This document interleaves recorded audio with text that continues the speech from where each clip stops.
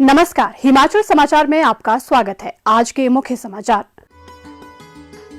मुख्यमंत्री ने दिव्य पूजा प्रणाली का किया शुभारंभ। माता श्री चिंतपूर्णी मंदिर तक यात्री रोपवे निर्माण के लिए लेटर ऑफ अवार्ड किया गया प्रदान।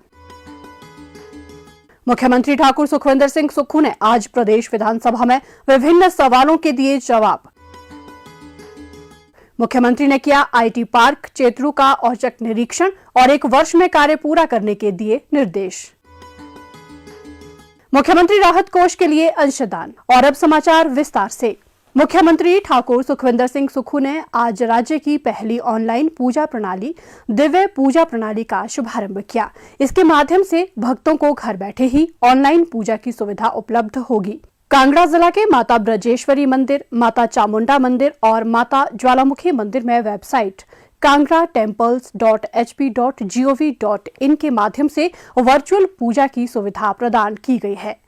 ठाकुर सुखविंदर सिंह सुक्खू ने कहा कि इस वेबसाइट के माध्यम से श्रद्धालु किसी भी स्थान से ऑनलाइन पूजा और मंदिरों के लिए दर्शन पर्ची प्राप्त कर सकते हैं।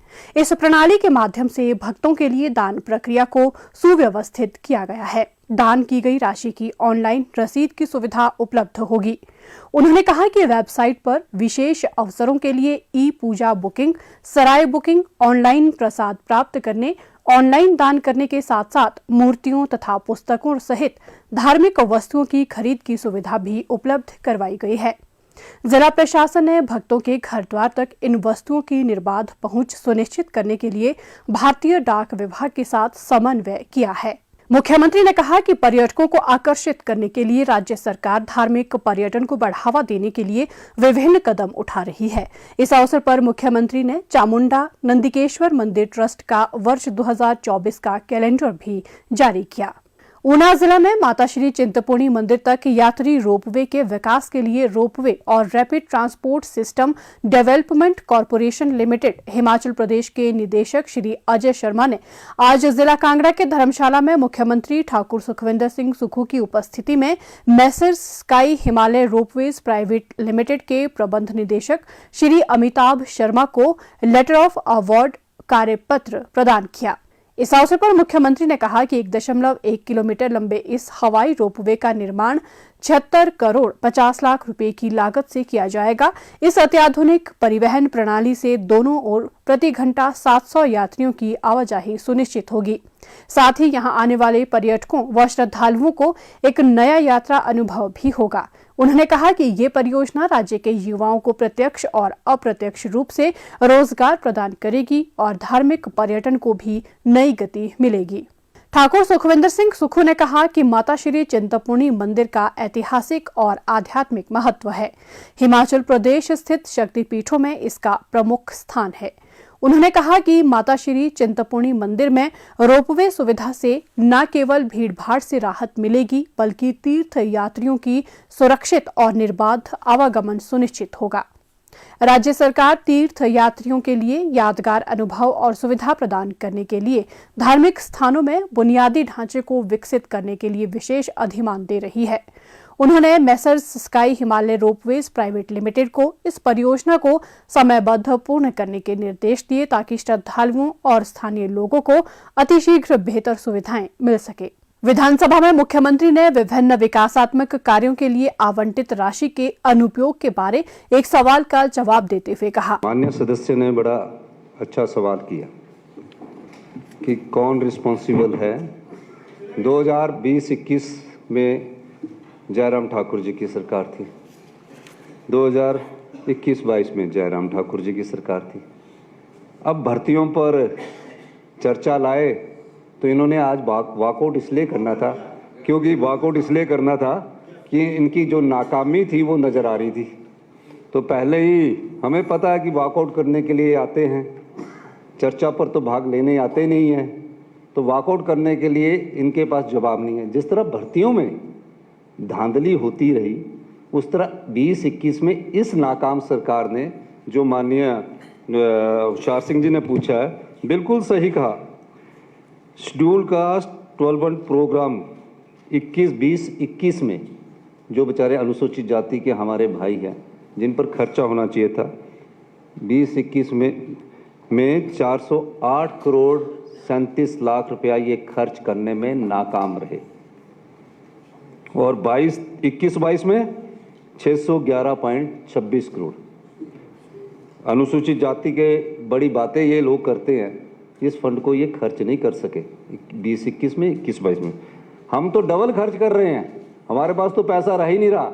डबल इंजन की सरकार थी सर, भारत सरकार से ये अंश नहीं ला रहे थे। डबल इंजन की सरकार उस समय बंद होगी।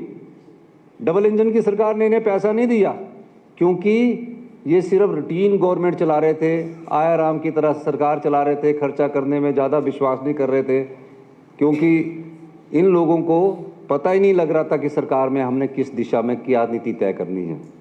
उसके बाद ट्राइबल एरिया डेवलपमेंट एरिया में 381 करोड़ 65 लाख खर्च नहीं किए, 373.40 करोड़ 22-23 के लिए। मैं डिपार्टमेंट वाइज इसलिए पूछ रहा हूँ, इन्होंने सिर्फ 7 डिपार्टमेंट का पूछा है। अभी हालात ऐसे है कि इन पैसों को खर्च करने के लिए इनके मंत्री भी सोए रहे और नाकामी की ये हद होती है कि सरकार के पास पैसा है, उसको खर्च करने में ये सफल ही नहीं हो रहे हैं। तो मैं ये और लेबर एम्प्लॉयमेंट एंड ट्रेनिंग, जिस रोजगार की ये बात कर रहे हैं, 117 करोड़ रुपया तब नहीं खर्च कर पाए और 21-22 में 21 करोड़ नहीं खर्च पाए। आरडी में भी 45 करोड़ रुपया ये खर्च नहीं कर पाए, 165.51 करोड़ रुपया ये खर्च नहीं कर पाए। फॉरेस्ट एंड वाइल्ड लाइफ में भी 68 करोड़ और 58 करोड़ ये खर्च नहीं कर पाए। 20-21 के डाटा दे रहा हूँ मैं। और हेल्थ सिस्टम की बात करी जाए, कमाल है, उस हेल्थ सिस्टम के समय उस पर पैसा नहीं खर्च कर पाई ये सरकार। और ये क्या सरकार थी उस समय? डबल इंजन की सरकार थी। 465 करोड़ रुपया 20-21 में ये सरकार खर्च नहीं कर पाई, 465 करोड़, और 21-22 में 360 करोड़। तो इतना पैसा पड़ा है जो माननीय होशियार सिंह जी पूछ रहे हैं, क्यों नहीं खर्च किया? अभी क्यों नहीं रोजगार दिया? रोजगार कहाँ देना था? सारे तो हाई कोर्ट और सुप्रीम कोर्ट में हम लड़ रहे हैं, अच्छे वकील हम कर रहे हैं। 817 का केस, उसका पेपर भी लीक हुआ है, लेकिन उसका केस हम सुप्रीम कोर्ट से अभी जीते हैं और JOIT के केस हम जीते हैं। जैसे ही मैं JOIT का नंबर लेता हूँ और पुलिस भर्ती की घोटाले की बात करता हूँ, फट से माननीय पूर्व मुख्यमंत्री जयराम जी को बेंच से पता नहीं स्प्रिंग लगे एकदम उड़ जाते हैं। अरे सत्य तो बोलने दो, कोई झूठ थोड़ी बोल रहे हैं और सदन में कोई झूठ बोल सकता है? अभी ये इसलिए भागे कि पहला क्वेश्चन इनके किसी साथी ने इनको पढ़कर बताया होगा, तो उस दृष्टि से। जहाँ तक बात ये होशियार सिंह जी आपने कही है, इसके कारण सरकार की जो भारतीय जनता पार्टी की 17 से 22 के बीच में हम आए हैं, 22 एंड में हमने सब खर्च करने की कोशिश की है। अब तो मेरे पास जो सेक्रेटरीज भी आते हैं कि हमारे पास पैसा ही नहीं रहा है भारत सरकार से हम लाने, क्योंकि आपदा में हमने कई बजट में कट मारा है, आपदा प्रभावित परिवारों को हमने राहत दी है। तो आने वाले समय में जो ये आपने हमारे ध्यान में बातें लाई है, इस पर भी गौर किया जाएगा और हम ये सुनिश्चित भी करेंगे कि जो बजट हमारे को एलोकेट होता है उसको हम समय अनुसार खर्च करें। और सेंटर शेयर भी हम लाने में समर्थ है, इनसे ज़्यादा तो हम ला रहे हैं सेंटर शेयर, और हम इनसे ज़्यादा ला रहे हैं सेंटर शेयर। ये तो जाते नहीं थे, ये तो आपदा के लिए भी बेचारे जाते डर रहे हैं कि गृह मंत्री को चिट्ठी लिख दें कहीं हमारी बारी ना आ जाए। मैं तो इनको बार बार अनुरोध करता हूं कि आपदा में हमारे साथ चलिए, जनवरी में हम जा रहे हैं। तो इस प्रकार की सरकार पिछली थी जिसको जनता ने बाहर का रास्ता दिखाया, यही मैं आपको कहना चाहता हूं। धन्यवाद। मुख्यमंत्री ठाकुर सुखविंदर सिंह सुक्खू ने विधानसभा सदन में प्रश्नकाल के दौरान ऊर्जा परियोजनाओं से संबंधित एक प्रश्न का जवाब देते हुए कहा, जहां पहले भर्तियां बेची गई वहां हिमाचल के हितों को भी इस प्रोजेक्ट के माध्यम से बेचा गया। 3 प्रोजेक्ट लूरी 1, सुन्नी और धोला से, तीनों पावर प्रोजेक्ट्स में माननीय अध्यक्ष महोदय, CSR तो उनकी, माननीय राठौर साहब, CSR तो उनकी रिस्पॉन्सिबिलिटी बनती है, वो तो प्रॉफिट का उनको 2% खर्च करना ही बनता है। पर मैं आपके ध्यान में और सभा सदन को ये बताना चाहता हूँ, इन तीनों प्रोजेक्ट्स में हिमाचल के हित कैसे बेचेंगे? जो GST आना था, 50% जो हमारा GST आना था, इन पावर प्रोजेक्ट से जो रेवेन्यू जनरेट होता है, वो खर्चा जो प्रोजेक्ट बनाने में लगना है उसका GST भी सरकार नहीं लेगी, पहला। दूसरा, इन तीनों प्रोजेक्ट में कोई लाडा नहीं लगा, कोई लाडा नहीं लगा, लाडा जो कि लगना चाहिए था।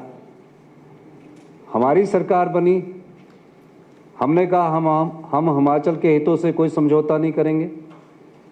हमने उसका अध्ययन किया और मैंने पाया कि जो फ्री पावर मिलती है वो भी हमें 12% जो फ्री पावर की रॉयल्टी मिलती थी वो भी हमें नहीं मिलेगी। जब स्टार्ट होगा तो सिर्फ 4% मिलेगी और 12 से 30 में 8% मिलेगी और 30 से 40 में 12% मिलेगी, यानी कि 40 साल बाद हमें 12% फ्री पावर मिलेगी। तो क्यों, और इनकी इन्वेस्टमेंट मीट हुई धर्मशाला में, और धर्मशाला में इन्वेस्टमेंट मीट में ये समझौते किए गए जिसमें हिमाचल के हित बेचे गए। जिस तरह भर्तियां बेची गई उस तरह हिमाचल के हित बेचे गए। हमारी सरकार बनने के बाद हमारे मंत्रिमंडल के सदस्यों ने फैसला किया कि हम हिमाचल के हितों को बिकने नहीं देंगे। यही वो संपदा है जिससे आत्मनिर्भर हिमाचल बन सकता है। और हमने अपनी पावर पॉलिसी में परिवर्तन किया और पहले 12 साल में 20%, 12 से 30 में हमारा 30% और 30 से 40 में 40%, और 40 साल बाद ये पावर प्रोजेक्ट तीनों हमको मिलने चाहिए। इन्होंने कहा कि जब तक ये प्राइवेट केंद्रीय उपक्रम है उनके पास ये पावर प्रोजेक्ट रहेंगे। हमने बोला उसको भी 40 साल तक लीज पर करना पड़ेगा। जिस तरह वाटर सेस में ये केंद्रीय उपक्रम जो जिनको हमने प्रोजेक्ट दिए, हमारा रॉ मटेरियल, हमारा पानी, और उसमें उसके बाद वो रिट करते हैं हाई कोर्ट में। और इन प्रोजेक्टों में हम जो समझौता हम पिछली सरकार ने किया, इसने प्रदेश का पूरा बेड़ा गर्क करने में कोई कसर नहीं छोड़ी। पहले जिस तरह 21-22 में कोई धन नहीं इकट्ठा किया, उस तरह ये हितों को बेचने का काम इन सरकार ने किया। हमारी पॉलिसी के तहत हमने तीनों प्रोजेक्ट में नोटिस दिया है कि या आपने इम्प्लीमेंट, और एक और देखिए, इस सोवरेन गवर्नमेंट में जिसमें सरकार एक पक्ष होती है, स्टेट एक पक्ष होता है, सेंटर और स्टेट के एक संबंध होते हैं। हमारे साथ इम्प्लीमेंट एग्रीमेंट ही नहीं किया, कहा कि हम तो अपनी मर्जी से कर सकते हैं। कि सरकार का क्या फायदा था? ये सरकार की गवर्नेंस थी। अच्छे शासन के लिए अच्छे प्रशासन होना चाहिए, कोई प्रशासन था। उसके बाद हमने क्या किया, माननीय कुलदीप माननीय सदस्य, हमने इनको नोटिस दिया है और हमने उस नोटिस में 15 दिन का समय दिया है। मैं इस हाउस को एश्योरेंस देना चाहता हूं कि हिमाचल के हितों के साथ कोई समझौता नहीं किया जाएगा। अगर वो हमारे साथ समझौता नहीं करते हैं तो हम उन पावर प्रोजेक्टों को टेक ओवर करने के अनुसार कानूनी कार्रवाई भी कर सकते हैं। मैं इस हाउस में कहना चाहता हूं। तो ये इसलिए कहना चाहता हूं, ना लाडा मिल रहा है, ना जीएसटी मिल रही है, सीएसआर तो हमको मिलना ही हो तो हम वैसे भी ले लेंगे उनसे बोल के। तो एक तो हम इस तीनों पावर प्रोजेक्ट के संबंध में उनसे एक समझौते की बात आगे रखना चाह रहे हैं। अगर समझौता नहीं होगा तो सरकार टेक ओवर करने में कोई परेशानी नहीं होगी। मैं इस हाउस के माध्यम से कहना चाहता हूं। मुख्यमंत्री ठाकुर सुखविंदर सिंह सुक्खू ने वीरवार को जिला कांगड़ा के चैतलू में लगभग 17 करोड़ रुपए की लागत से 2 एकड़ भूमि पर निर्माणाधीन आईटी पार्क का औचक निरीक्षण किया। मुख्यमंत्री ने कहा कि लगभग 100 कंपनियों ने इस पार्क में अपने कार्यालय स्थापित करने में रुचि दिखाई है तथा कंपनियों को प्लग एंड प्ले आधार पर काम करने की अनुमति प्रदान की जाएगी। उन्होंने कहा कि आईटी पार्क के निर्माण से स्थानीय युवाओं को रोजगार के अवसर प्राप्त होंगे।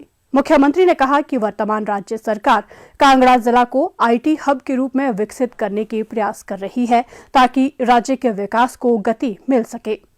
मुख्यमंत्री ने अधिकारियों को इसके निर्माण कार्य में तेजी लाने तथा वर्ष 2024 तक आईटी पार्क का निर्माण कार्य पूरा करने के निर्देश दिए। ठाकुर सुखविंदर सिंह सुक्खू ने जिला प्रशासन कांगड़ा को यहां सड़क, बिजली व पानी जैसी मूलभूत सुविधाएं प्राथमिकता के आधार पर प्रदान करने को कहा ताकि यहां आने वाली कंपनियों को किसी प्रकार की असुविधा का सामना न करना पड़े। मुख्यमंत्री ने दौलतपुर के निकट मटौर शिमला 4 लेन के प्रगति कार्यों का भी जायजा लिया।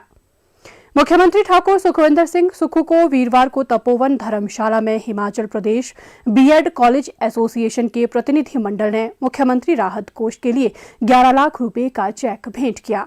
मुख्यमंत्री ने इस पुनीत कार्य के लिए आभार व्यक्त करते हुए कहा कि ये अंशदान वंचित वर्गों को राहत पहुंचाने में सहायक सिद्ध होंगे। हिमाचल समाचार देखने के लिए सब्सक्राइब करें यूट्यूब चैनल हिमाचल समाचार, फॉलो करें @DPRHP। लाइक करें Facebook page information and public relations department Himachal Pradesh. Follow करें इंस्टाग्राम @DIPR हिमाचल। विजिट करें वेबसाइट www.himachalpr.gov.in। इस अंक में इतना ही। कल फिर होगी मुलाकात। दीजिए इजाजत। नमस्कार।